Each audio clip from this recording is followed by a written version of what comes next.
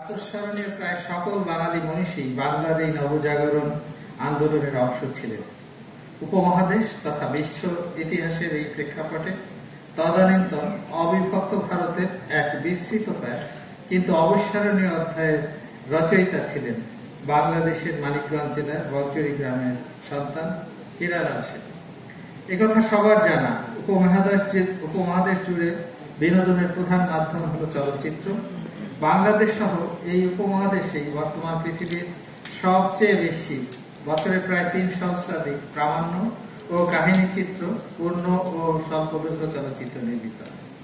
আর উপমহাদেশেরই চলচ্চিত্রের সেই হতভাগা জনক, আমাদের চলচ্চিত্রের মূল এবং মৌলিক শেকড় হীরালাল সেন। দুর্ভাগ্যটা ঐতিহাসিক ভুল, সংকীর্ণতা আর ভূ রাজনৈতিক কূটনীতির শিকার হয়ে কালের গর্ভে বিস্মৃতির অন্ধকারে অবহেলিত, আচ্ছন্ন ও সমাহিত হয়ে আছেন আমাদেরই চলচ্চিত্রের মহানায়ক হীরালাল সেন। চলচ্চিত্র মহিরুহ হীরালাল সেন এই ভূখণ্ডের চলচ্চিত্র সংস্কৃতির জন্মদাতা। তিনি বাংলাদেশের এবং অবিভক্ত ভারতীয় উপমহাদেশের প্রথম চলচ্চিত্র নির্মাতা, প্রথম চলচ্চিত্র কোম্পানি তথা প্রযোজনা সংস্থার প্রতিষ্ঠাতা। এখন একথাও বলার সময় হয়েছে যে তিনি সারা পৃথিবীরই প্রথম পূর্ণদৈর্ঘ্য এবং রাজনৈতিক চলচ্চিত্র নির্মাতা। তিনি একাধারে কাহিনী ভিত্তিক চলচ্চিত্র, প্রামাণ্য চলচ্চিত্র, বিজ্ঞাপন চিত্র ও তথ্যচিত্র নির্মাণ করেন। অধিকন্তু তিনি এদেশের প্রথম চলচ্চিত্র নির্মাতা, প্রযোজক, পরিবেশক, প্রদর্শক, আমদানিকারক ও রপ্তানিকারক।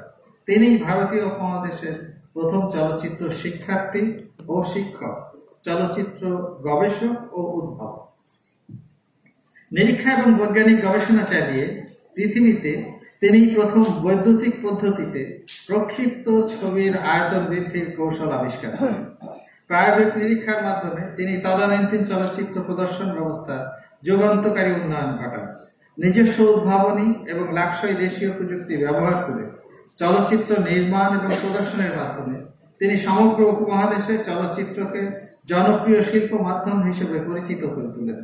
তিনি বাংলাদেশ তদানীন্তন সারা ব্রিটিশ ভারতের শহর ও প্রত্যন্ত গ্রামাঞ্চল নির্বিশেষে অভিজাত, মধ্যবিত্ত এবং প্রান্তিক জনসাধারণের মাঝে চলচ্চিত্র দেখিয়ে আধুনিকতা, দেশাত্মবোধ ও রাজনৈতিক চেতনা সৃষ্টি করে সত্যিকারের বিকল্প ধারার চলচ্চিত্র আন্দোলনের জন্ম দেন।